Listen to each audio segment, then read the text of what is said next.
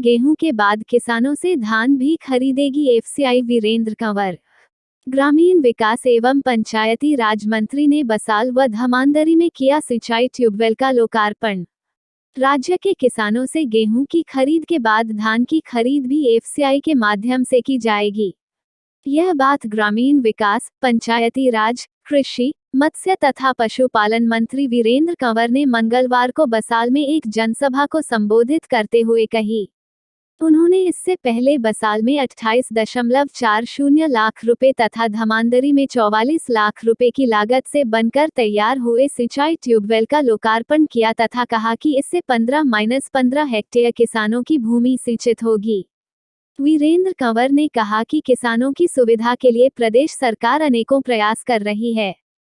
Corona काल में किसानों को अपनी गेहूं बेचने में कोई समस्या न हो, इसलिए एफसीआई ने पूरे प्रदेश में 31 लाख क्विंटल गेहूं की खरीद की तथा किसानों को इसके अच्छे दाम भी मिले। अब धान की फसल भी एफसीआई खरीदेगी। उन्होंने कहा कि क्षेत्र में शैलो ट्यूबवेल भी लगाए जाएंगे, जिसके लिए किसान जल शक्ति विभाग के पास अपने मांग पत्र दे सकते हैं। उन्होंने कहा कि निचले कुटलहड़ में सिंचाई के लिए 70 से अधिक ट्यूबवेल लगाए गए हैं। ग्रामीण विकास एवं पंचायती राज मंत्री वीरेंद्र कंवर ने कहा कि बसाल में ही 100 करोड़ रुपए के विकास कार्य करवाए जा रहे हैं। बसाल में पीडब्ल्यूडी, जल शक्ति विभाग तथा बिजली विभाग का सब डिवीजन खोला गया है। अगले हफ्ते जल शक्ति विभाग तथा बिजली विभाग के कार्यालय भवन का निर्माण करने के लिए शिलान्यास किया जाएगा। उन्होंने कहा कि बसाल में 68 लाख रुपए की लागत से पशु चिकित्सालय निर्माणाधीन है। इसके अतिरिक्त प्राथमिक स्वास्थ्य केंद्र का भवन भी तैयार हो गया है।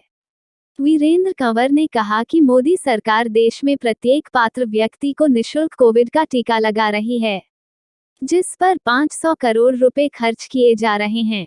उन्होंने कहा कि हिमाचल प्रदेश देश का पहला राज्य बन गया है, जहां पर कोविड वैक्सीन की पहली डोज लगाने का 100% लक्ष्य हासिल कर लिया गया है।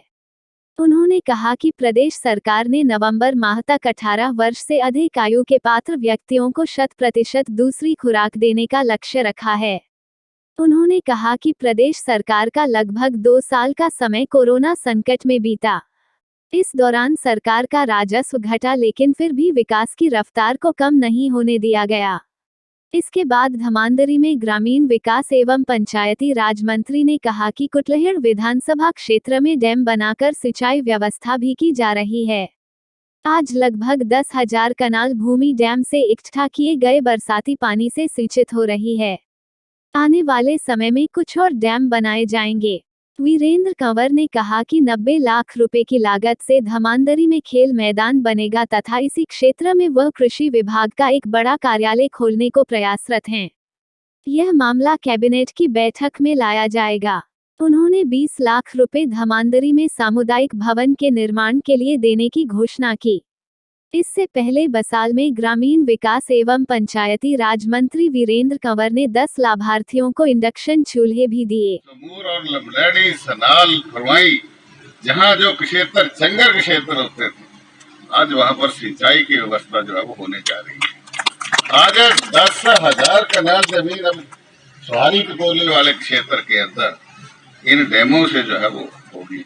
अब मैंने और 3-4-5 डैम कुटलहड़ क्षेत्र के अंदर जो है वो बना रहा हूँ, और इसके साथ हमने शिवा प्रोजेक्ट को भी जो है वो साथ में जोड़ा है। यानी कि जहाँ पानी पहुंचेगा, हमारे पास बहुत सारी जमीन है और जमीन खाली पड़ी है, हमने कहा उसको खाली नहीं रखना है, सिर्फ घास के लिए नहीं रखना है।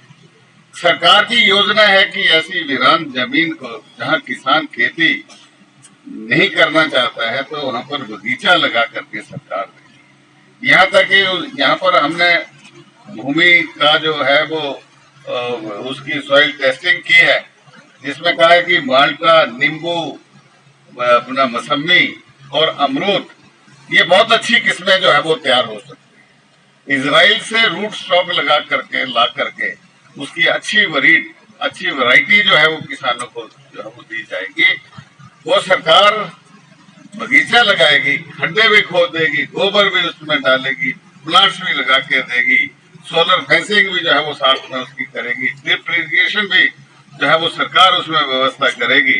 और जब बगीचा फल देने 2.5-3 साल के अंदर तैयार हो जाएगा तो हम किसानों को जो है उसको सौंपेंगे।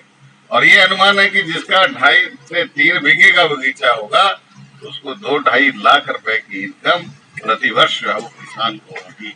ऐसे पानी की व्यवस्था हुई है, प्लॉट जो है वो आज लगाए हैं, यानी कि हम अब लाखों करोड़ रुपया भवन के ऊपर, सड़कों के ऊपर खर्च कर रहे हैं, वहीं हम 150 करोड़ से ज्यादा पीने के पानी के ऊपर खर्च। ऊना से आपका फैसला टीवी के लिए जिला ब्यूरो चीफ जीवन शर्मा के साथ संवाददाता राजीव राठौर की रिपोर्ट।